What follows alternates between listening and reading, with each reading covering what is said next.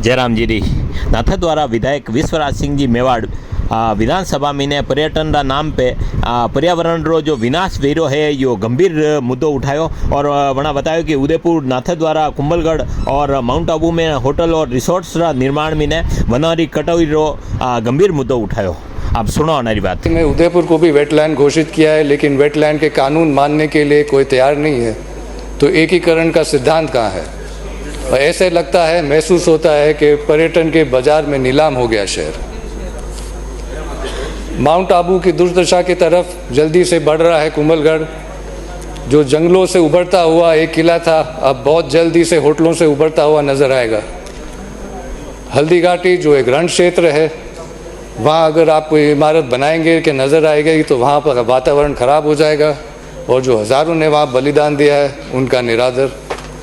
नाथद्वारा का आप देखेंगे तो आप हर पहाड़ हर मगरे पे रास्ते बन रहे हैं, इमारत बन रहे हैं।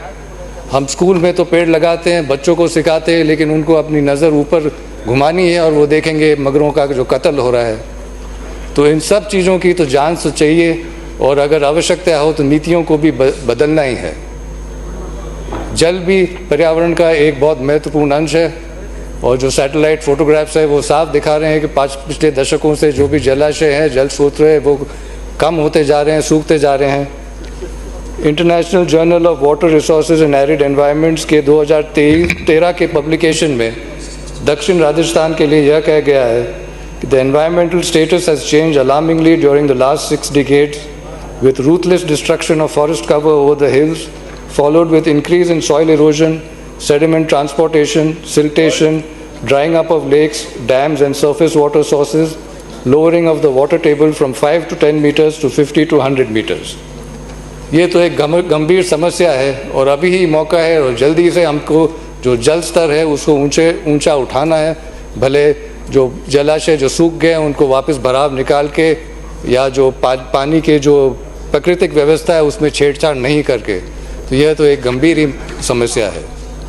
और जहाँ तक पर्यावरण की तरफ हमारी तो जिम्मेदारी है, एक जो है एक मूल अमेरिकन जो वहाँ के आप कह सकते हो आदिवासी या जनजाति, उन्होंने कहा है कि धरती जो है हमने अपने पुरखों से विरासत में नहीं मिली है, हमने इसको हमारे बच्चों के लिए उधार पे लिया है। और यह एक ऐसा उधार है जो कहीं बजट में नज़र नहीं आएगा, और इसको चुकाना सबसे महत्वपूर्ण और सबसे महंगा पड़ने वाला है।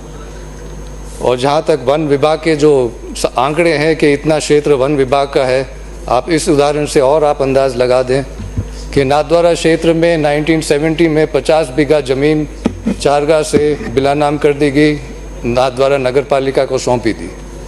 1973 में 765 बीघा और 16 बिस्वा ज़मीन को वन विभाग को दे दिया गया, और 1983 में 10 साल बाद इसका हस्तांतरण हुआ, और इस ज़मीन में शुरू के 50 बीघा भी शामिल कर दिए गए। मुख्यमंत्री जी से और वन और पर्यावरण मंत्री जी से आग्रह करता हूं कि आप जो है शासन के जो संवेदनशीलता है उससे आप प्रशासन की जो गलती है वो प्रशासन से सुधारें, ताकि लोगों को अपना हक मिल सके।